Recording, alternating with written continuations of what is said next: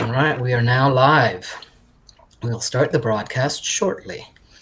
Thank you very much. Thank you for joining us. Well, all right. So if you're showing up here today, welcome again back to another Thursday edition of Hacking the Infinity Matrix.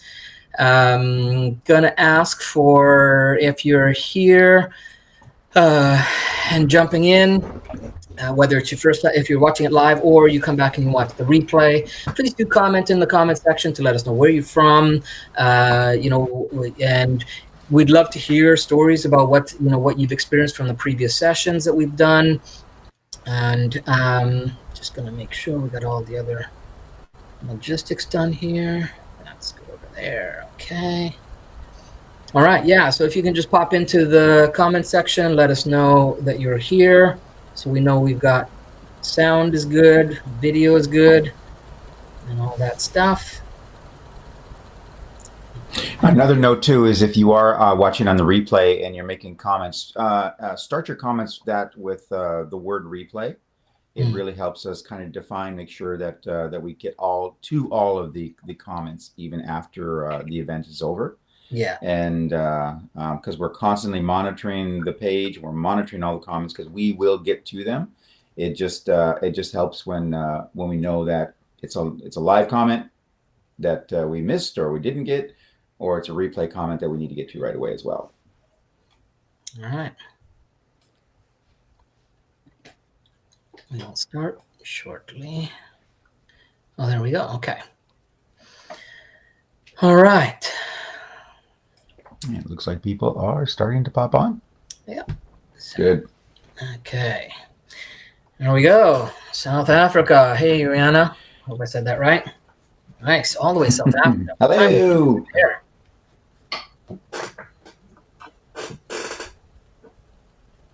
Colorado. I love Colorado. One of my favorite states. Absolutely. Yeah. My son lives in Colorado. Nice.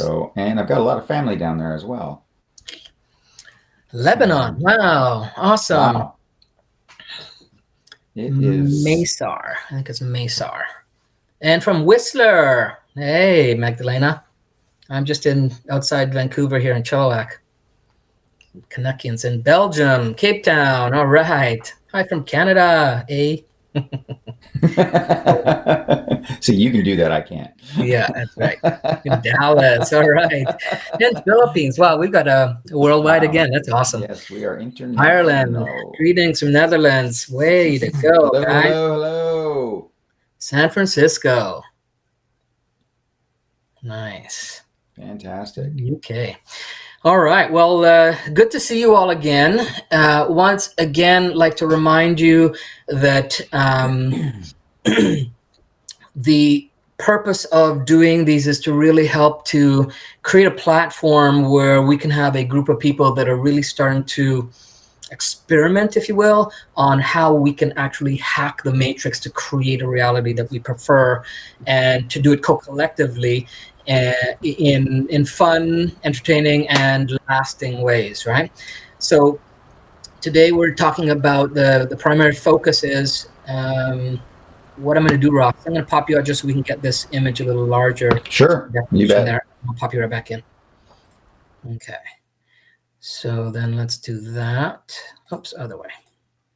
There we go. So we're talking about the definition of a narrative and how that's going to how that can impact your life on a whole bunch of different levels.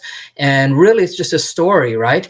And that explains carefully selected set of supposedly true events. And we're finding more and more now that we have to be careful of what narrative we buy into, and that's the purpose of bringing this into the conversation today. Oh, Ross is coming back on. There we go. All right. Okay. All right. So that's our focus for today, and we want to start off with, how you can hack the Infinity Matrix to gain control over your own personal narrative of the reality you experience. So that's our objective for today's class, is what are some simple, easy hacks that you can do right away, some during the call and some after we're done the talk today. All right. So we'll be talking about why you should gain control of that narrative. And then we'll go into the how. Okay. We'll talk about how you can do it with specific things. We'll give you some of the what you can do right now, immediately, and put yourself in more empowering positions in your day-to-day living. All right. So that sounds good. You guys go ahead and give us some thumbs up, give us some emojis. If you're ready for the ride, we're going to try to keep it quick and to the point for you today. But we're going to add we even have some graphics today, as you see. So it's going to be adding a little bit more flavor to it. All right. All Really right. professional. Naples, Italy. Awesome. Way to Ricardo. And Kenya. Nice. Orcas Wow. Island. Nice. Y'all are up late. Yeah. Right. Or early, Goodness. depending on how you Yeah. perceive it. Exactly. Kind of sounds like me and you. Yeah. All right. Great. Gary Oh, doesn't thanks. sleep. Good to see you back, buddy. Oh, you're London. Oh, okay. Great. Awesome. Okay. So we're going to start with the first hack. So I'm going to pop you out again, Ross, just so I can kind of capture the screen here. Sure. And we'll get back. And so we'll take that off and bring this in. Change that to this one. Nope, that one. There we go. So I want you, everybody on the call, to go ahead and take a look at this image. And in the comments below, I want you to tell us, what colors do you see in the circles? What are the colors that you see? All right, in the circles. And tell us what the colors are, okay? And then tell us how many of each color are there. So are there 3 of this one, 2 of that one, 1 of this? So go ahead and share. I want to see what your perception is, what you see, and what you're observing here. Okay.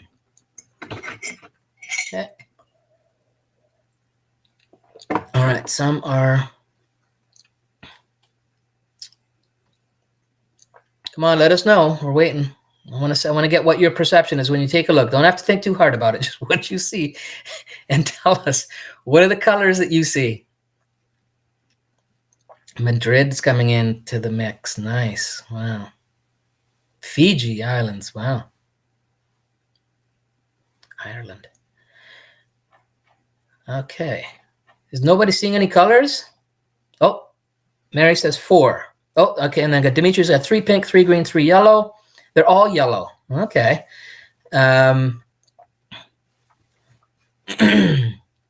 We got orange. We got. Oh, they're going so fast now. Okay. I'm getting flooded. Okay, you got 11 yellow circles, pink, green, beige.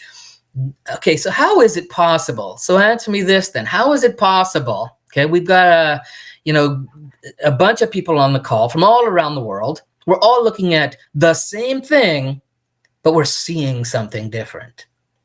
Does that not make you wonder what's going on? Okay.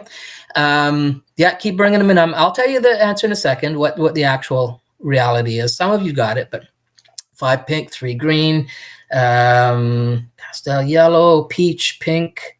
Nice. Okay. So I'll tell you one thing, that one of the variables in what you see here is going to be your screen size and how large the image is, or how far away you are from it. That will shift and alter the actual colors or color that you see. And hold on, let me see. I'm just checking in. 12 other people are watching. Yes. Okay. Yeah. Good. All right. So, okay, we got a lot of responses there. All right. So there's some good responses there. All right. So the answer is, are you ready for it? The answer is, they're all the same color. But your perception is skewed by a variety of variables. One of the major variables is the colored lines that are intersecting with those circles. Okay, it's actually called the Munker's illusion. Okay, I believe I said that right. It's Munker's illusion. It's the same. It's the same illusion that can happen in the way that narratives are colored in our society. In our socially bloated internet society, the color or the flavor someone says on something, or what they show, when they show it, how they show it, and the intersection of when they, where it's placed, and all those things can shift or alter what we perceive and what we believe. So if you don't believe me, let me go and prove it. I'm gonna see if I can. Haven't done a screen share on this software yet, so let's hope it works. 1 second. Screen number 3. Okay. And then I'm going to switch from this image, go to this one. All right, so put me down there. All right, so everybody can see this. All right, now what I'm going to do is I'm going to I'm not changing the picture, believe me. All I'm going to do is I am going to magnify and go closer and closer so we take a look at what these images look like. Okay, now if you take a look, these are the same color. Okay, they're slightly, again, because of the intersection of the different colors. You notice this one here, okay, it's got more space between the colors and the circle behind it, so it brings out more of the beige-ish type color. And then this one here, right, because the lines are separated and there's more color intersection, that it's actually a slightly different shade. But if we went even closer in, you'll see that it's actually the same color, right? So again, what we want to understand is that if we're going to hack the matrix, we need to understand that there are things and variables that are altering how we perceive the matrix, both internally and externally. And we want to start to explore that today in today's call. All right, I'm going to bring Ross back. There we go. Oh, you got to wait for your audio to come. Oh, there you go. Go ahead. Am I there? Yeah. All right. I think one of the things to be really conscious of when you're looking at that image is, Gary, can you pop that up one more time? Yeah, for sure. Thank you. All right. So, and we're going to get into this even further down the road, but the other detail that you need to look at is the layering of those colors, the layering of the lines that are going across.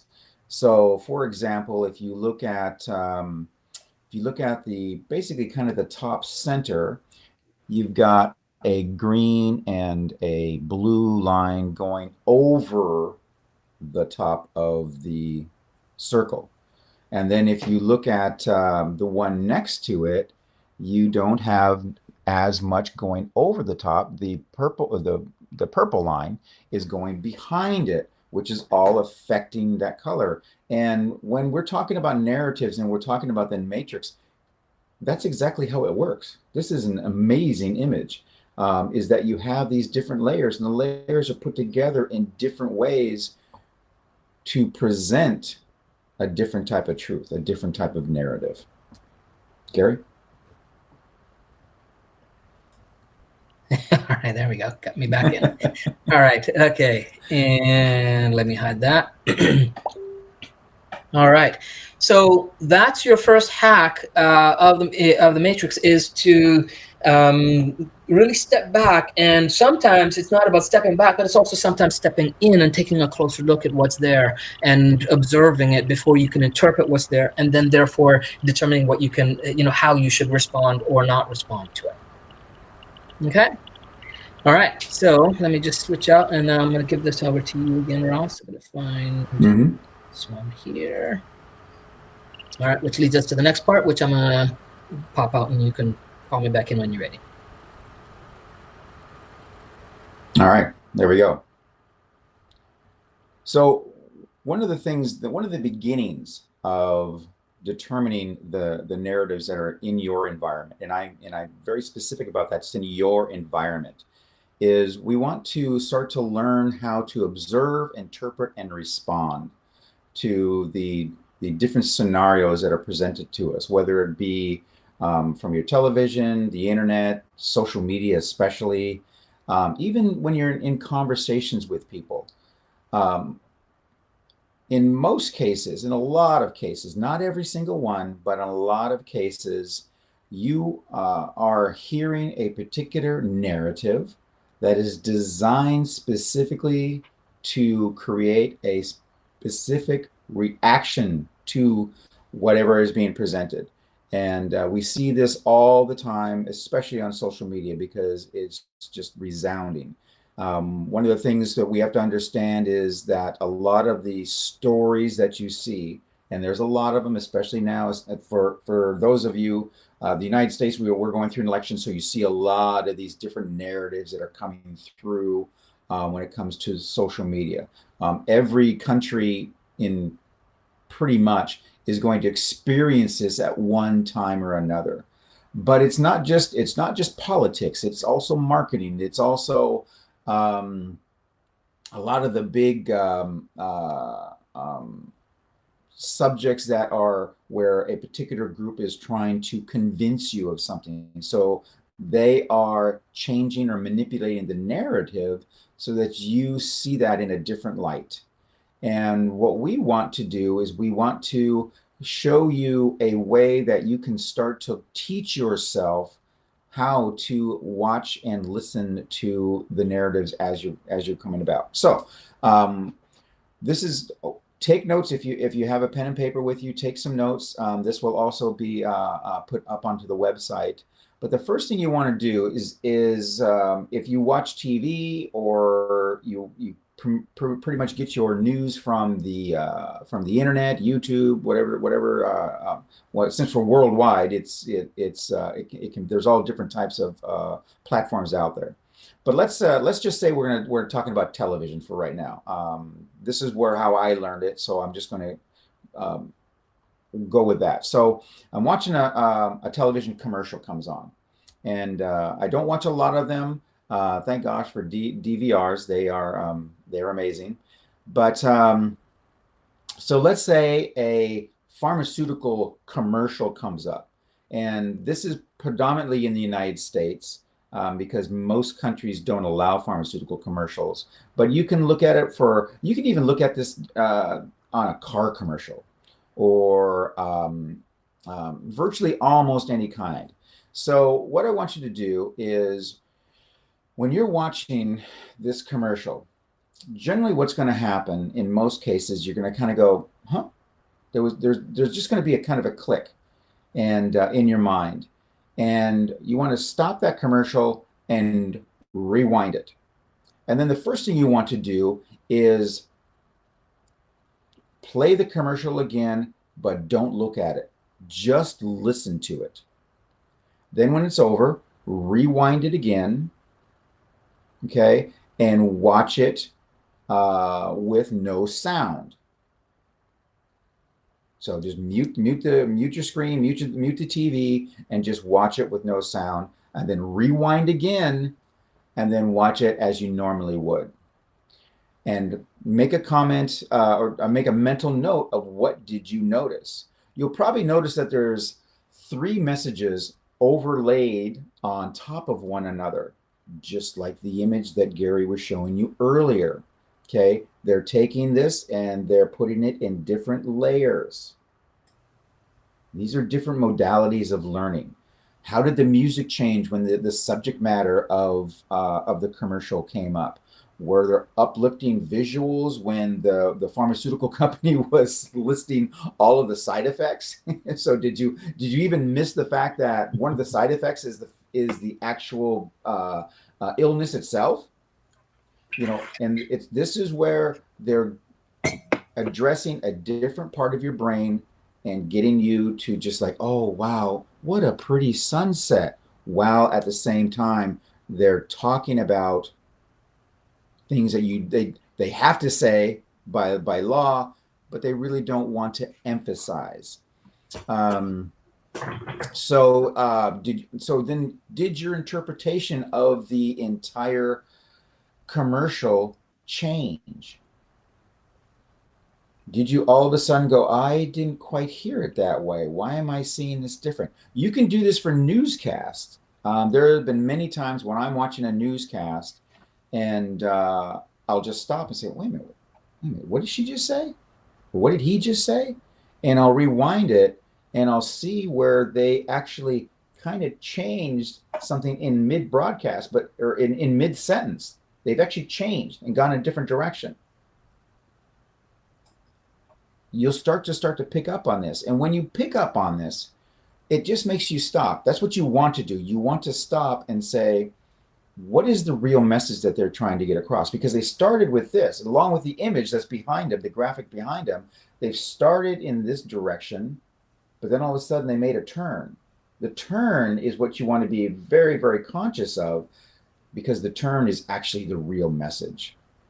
They can talk about butterflies and flowers and stuff like that, but ultimately they're going to talk about blank. And you want to do this over and over again as much as you possibly can. And what will happen is it will become ingrained in your mind.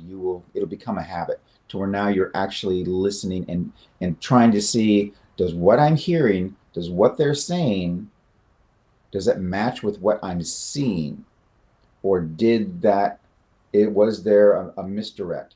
And that's what we want to be very, very cautious of. When you start to do this, you're going to hear it when car commercials are the exact same thing. Beer commercials are the exact same thing. They're talking about, you know, drink this product, drink this drink, and you're going to have this party. There's just going to be this giant party in your backyard. All of a sudden, all these pretty people are going to appear, and you're going to be out on the boat, and you're going to be, sitting in a bathtub on the top of a cliff, That's what worked for me.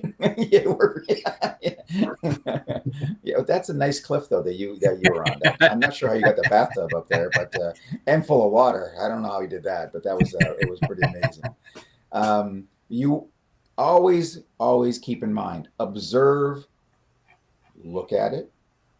Observe means looking at it, listening to it, then interpret what that message really was, and then respond. Current society, current marketing, current programming does not want you to respond. It wants you to react. React is an emotional response, and they are trying to incite an emotion. We as human beings, we take most of our action by emotion.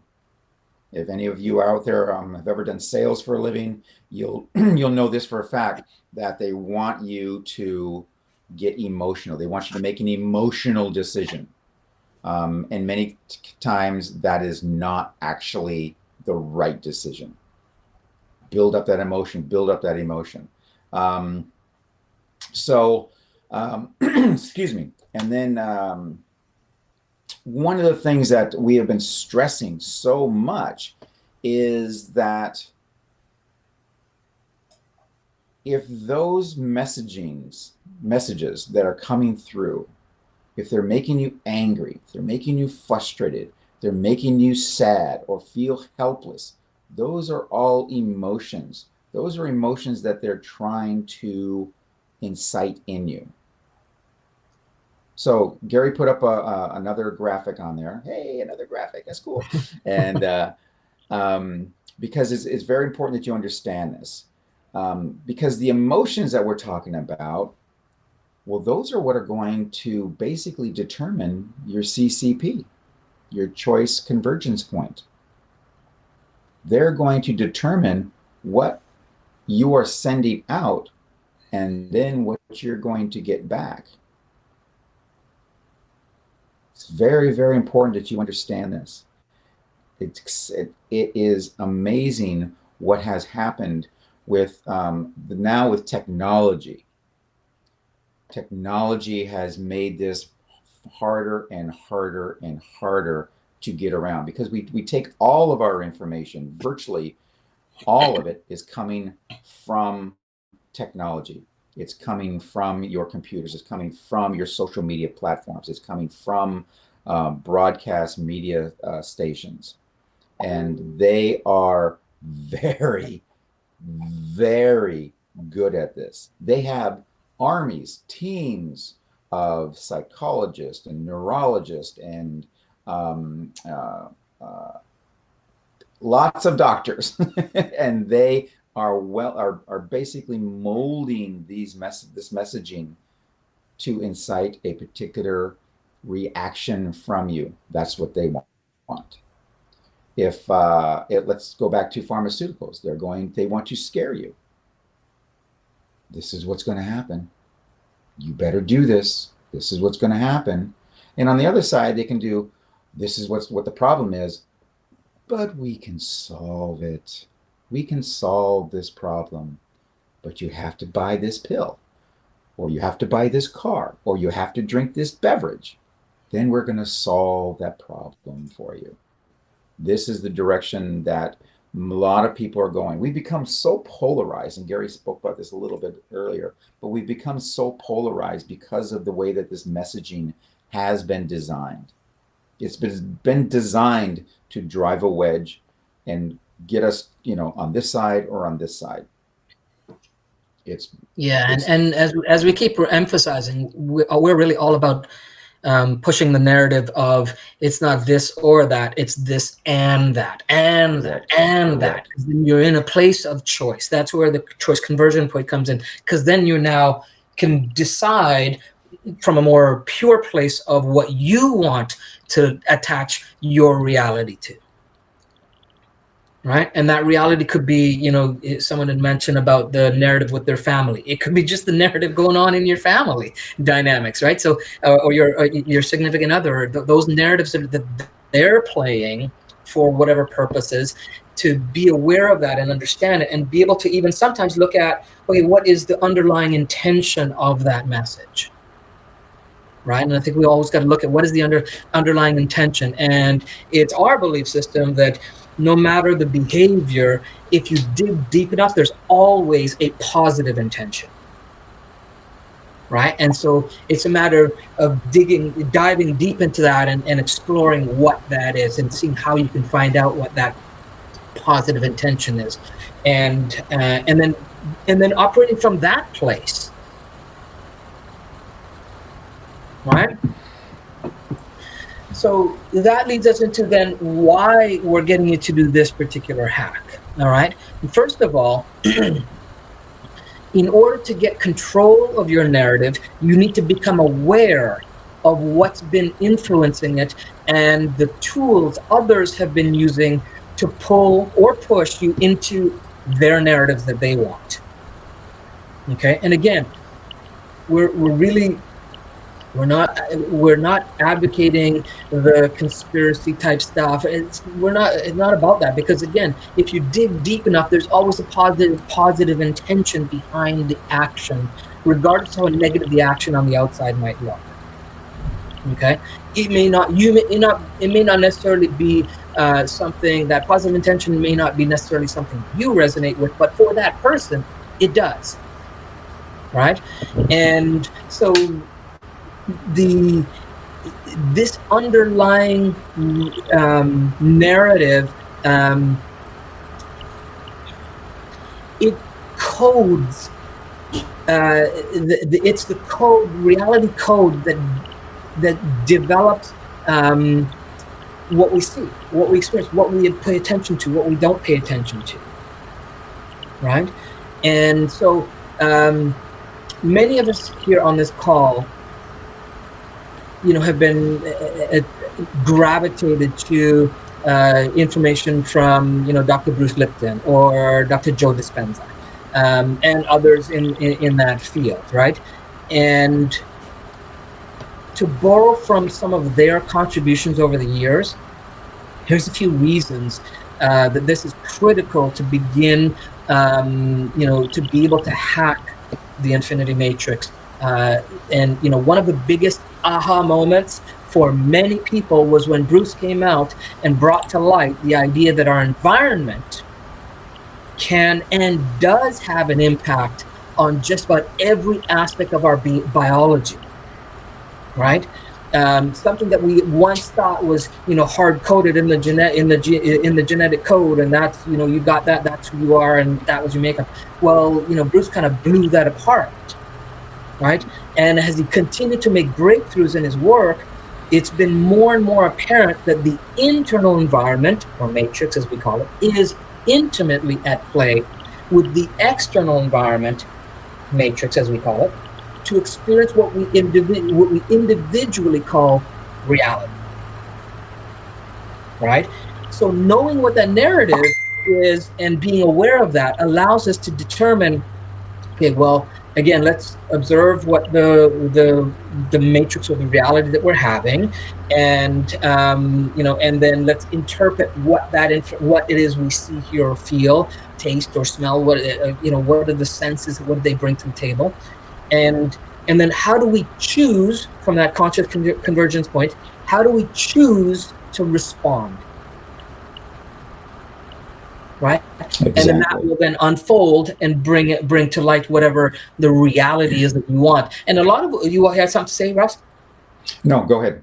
Yeah, and a lot of what Joe Dispenza teaches, his teachings lead to the concept that because of the information coming in from the environment around us, again, external matrix, okay, and the way that we take that in and process it in the internal matrix, right, you literally change your genetic destiny, because the knowledge, philosophy, or information that you hold as true to your reality, again, choice convergence points, right, that is what will subconsciously be manufactured to align with that. So what's most consistent and most congruent in both your internal and external matrix, and that all comes together in that point.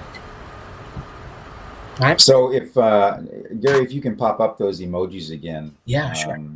So Gail made a great comment. She goes, "These emojis, they look like little masks." And they kind of are. There are masks out there like that now. I've seen them. Exactly. We're becoming emojis. Yeah, really. Hey, there's a business kind plan. of scary. Yeah, we're gonna have Walk them around tattooed with on our emoji forehead. masks, and when you're feeling a certain way, throw it on so people know it. Like, I have them across my forehead. That's how I feel. That's how I feel. That's how I feel. There's an idea. Let's start a GoFundMe for that. The emoji tattoos. So, but she's got a good point. She does, because that's our reaction. But along with that is something that is, I'm going to use the word devious, because this is something that a lot of you may not be aware of. So the challenge we face in harnessing the types of narratives that we're being fed and having the control we want is that since the implementation of social media platforms, we've seen a spike in that polarization of ideas and opinions. It's my way or the highway. That's what society has become. There's no longer any conversation or debate. And I've experienced this many, many times, not just on social media, but I'm talking about in just having a conversation with somebody. They'll bring out, because they have to emphasize their narrative, which I respect. That's fine. That's your opinion. But I chose not to agree with your opinion. And many times when I'm like, well, I'm not sure about that, all of a sudden the intensity of the conversation has now risen.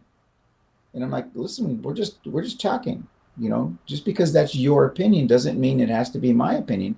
Now, I encourage you to try and convince me, tell me about it, and many times it is because it is, which means that they have just latched onto it, and that's it. They haven't observed that opinion, that opinion that was fed to them, that narrative that was fed to them. And a good example on that, Ross, is the first image, right? So if I hadn't, yes, if we had kind of started debate, no, there's 4 yellows, and we had the debate, everybody's looking at, you have your opinion based on your perception, based on your internal matrix and how it's perceived, what's not externally, right? And it gave you a sense of, hey, that's my reality. And because someone else has a different internal matrix going on, a different set of neural connections being created, a different set of observation tools that they've developed, um, they have a different perspective. So when you hold on to that, and you're not open for looking, okay, well, what is another perspective that can maybe see this in a different light, and to come from it's not a this or that, it's a this, and oh, that's your perspective, okay, and my Right. perspective is this, and this is someone else's perspective, and that's the world's perspective. So we keep that all inclusive type experience, then we can choose what we want to gravitate to. Exactly. And when you have that person, um, as I said, whether it be virtually or in person, and they are so intense on this, and to a certain degree, you can appreciate that. But also, when we go and we take this further, well, what research have you done? So what are you doing? Why do you perceive this? And they don't have really any answers. It's just, I read it, it resonated with me, and that's it. And like, well, I personally, my reality does not allow just an idea without any backing behind it, to enter in. It's like, okay, well, that's interesting. I'm going to make a note of that, and then I'm going to look it up. I'm going to look into this a little bit further. Now that's a whole nother show, because in these days it takes a lot of investigating on some of these bigger topics, because again, there are lots of narratives that are being controlled. Most of us, the are 99.9% of us, our source for information is the internet, and the internet is now becoming more and more controlled, to send out a particular, or reinforce a particular narrative. So let me give you a perfect example. So the emojis that we're looking at. So we're going to take Facebook as an example. We're basically on Facebook, so this is perfect. Um, the emojis became a very interesting, oh, well, that's way better than just liking something, because sometimes I don't just like something. Sometimes I, or dislike it. Sometimes it wows me, or I really love it, or I'm just, but sometimes it makes me really, really angry. And this, in turn, on the backside, which a lot of people don't understand, is about 4 years ago, there was a big story about a company called Cambridge Analytical. And Cambridge Analytical, what they did is they took all of the data from each one of those emojis. So if a particular article or photo was put up, and you punched anger, you clicked on anger. Oh, that makes me really, really mad. The algorithm on Facebook is now going to go, oh, we have a response. We have an emotion here, and this person is angry. We want people to be angry, because angry people get more involved. They stay on the page longer. So we're going to send them more of that. Or this person, oh, this is wow, or this makes that person sad. We want that emotion. So we're going to send them more articles or photos or posts like that. Okay. So we'll use this as an example. Let's say somebody posts an article about animals being abused, and you click anger. And then some people that are friends of yours, you share that with them. This makes me so angry. And they click anger. And then they are starting to get more posts about the abuse of animals. That's how it works. And the algorithm perpetuates that emotion. And now you're really, really getting revved up. So then the algorithm is actually storing everybody who and what they posted about that particular post. And as I said, you're getting more and more of them. It's not just coincidence. This has all been planned. They want to create a narrative for you. So then Cambridge Analytical, what they did is they took all of this information. This is called big data. They took all this information, they compiled it, and they separated it out. Now, you also all know that along with connected to each one of those emojis is where you live. Not necessarily your home address, but the zip code or the region that you may be living in. So let's say, for example, a politician comes into that area. Now, they can look at this information. They can say, everybody that lives in this particular county, not everybody, a good percentage of people who live in this particular county are very, very angry or very sensitive to animal abuse. I think I'll be adding that to my speech. That I could care less about animals, but it's important to them. So I'm going to modify my speech or how I talk to them, and I'm going to talk about animal abuse. And if they vote for me, I'm going to put all of my efforts into making sure that animals are treated respectfully, et cetera, et cetera. Now, this isn't just political campaigns. Most of you people know that the internet itself can show you advertisements based on what you're interacting with on social media. Television can now direct commercials to specific regions. It's not just a big broadcast out anymore. It's like, this region likes this, we're going to send them more information. Eventually, and I think in some areas, Gary, you can maybe confirm this, but they can actually, with smart televisions now, they can send your home particular commercials on your television, just like it's starting to happen on your social media. When you Google something, you Google luggage. I'm looking for luggage. And then you will see luggage commercials and ads for, depends, weeks sometimes. There's no way you can say, I've already bought one. It doesn't matter. You'll just continually see those. That's what's happening. So that's what a lot of these emojis can do. So how does this all have to do with the matrix? The matrix is a receiver. And when a narrative is pushed at you and pushed and pushed, and then you start getting emotional, the infinity matrix doesn't determine what you're getting emotional about. It just reads that energy of that emotion, and it will send more to you. It's as simple as that. And that's why it's so important that we control what we're thinking and what we're feeling. And that's the whole premise of this particular video, is you don't want to be that pinball just bouncing across the machine. You want to have control of where you are flowing to. Is this your plan, or is it somebody else's plan? So we're getting lots of messages.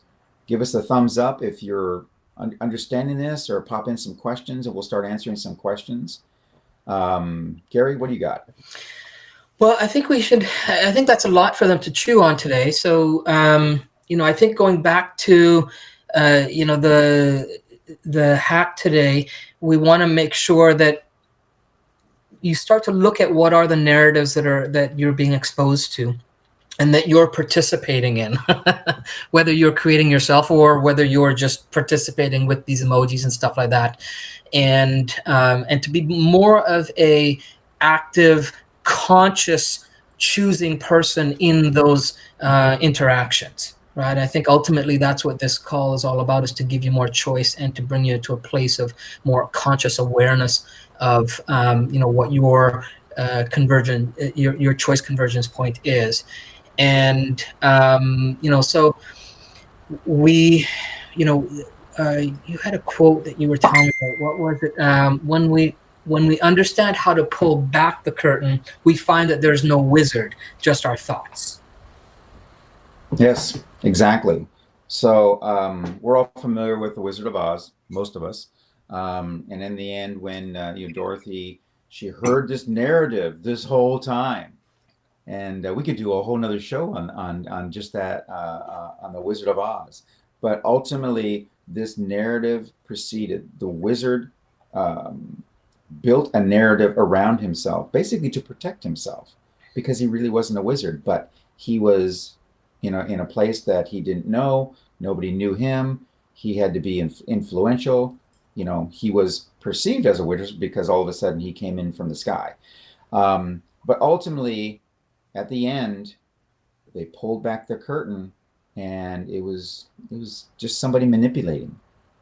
And this is the best um, They put it the right in best front of image. you people. It's Yeah, been there for yeah, years. exactly. It's been, yeah, the curtain was always there, but Toto just went and pulled it away. So that is a real true image to keep in your mind. Is this the wizard? Who is the wizard? In this day and age, there are thousands of them, and they all have different narratives. Some of these narratives are just to sell you something. That's really where it all began. And there was a man by the name of Bernays, and he figured this out, decades ago. And technology, psychology has all just gotten better and better. So, um, but that's really what it all started out to be. Is like, hey, you know what? We can manipulate people a little bit differently so that we can actually start selling them a more expensive car, or this different detergent, or this different soap, or ladies, you look just fantastic in that dress. Figuring out what words and how to put those words in a particular order were all designed on purpose to create the narrative. I mean, And Anne's got it right there. I mean, she's, I am the wizard. That's our intention, is to have you all realize that you are the wizard.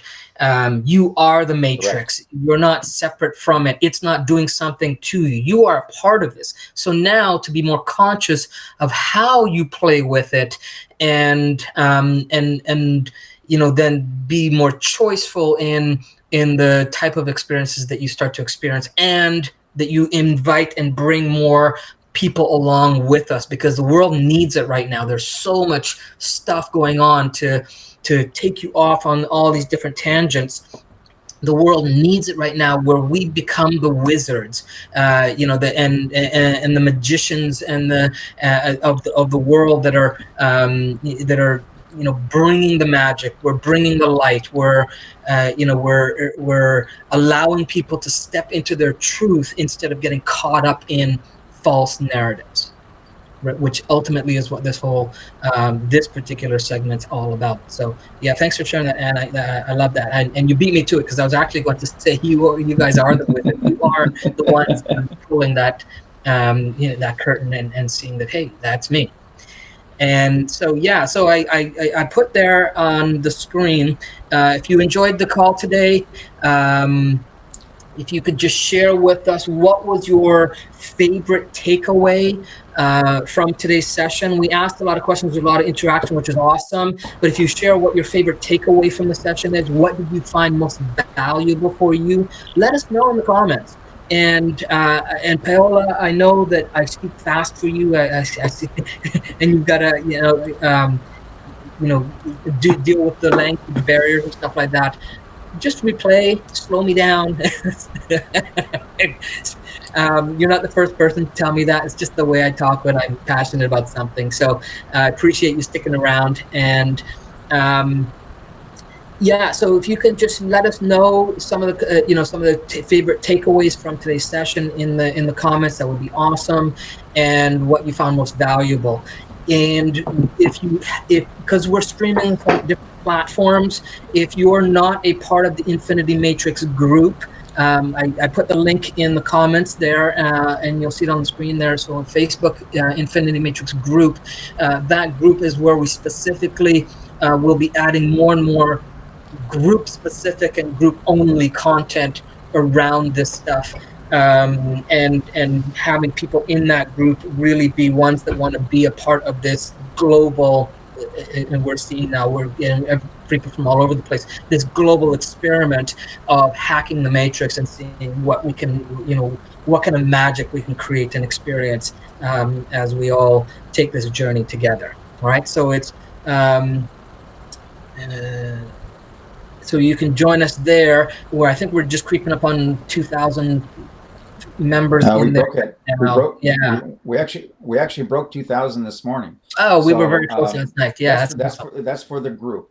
Yeah. And we're actually averaging probably about 100 people a day are actually joining, and it makes it easier for us to focus and concentrate our messaging, and to get to all of your questions. As Gary said, is that when we're bouncing around from platform to platform, we miss things, and the way that the Facebook algorithm works, in a good way, is that when somebody is post a question specifically on the group, it comes directly to us. When we're on the other platforms, we have to go and search, and that's how we kind of miss it. And that's again why I emphasized in the beginning is that if you're watching this on a replay, put replay at the beginning of your question, so that we'll know that we didn't get to it, and then we'll definitely answer. We just don't want anybody to be missed. There are some hashtag replay, amazing, search for it, and yes, and then that way it's easy for us to just kind of pull those up and respond to those when we get back to the page. And again, right, we will respond to all relevant and valid comments, and do understand that it's just a couple of us here, so it may take us a little time to get to it.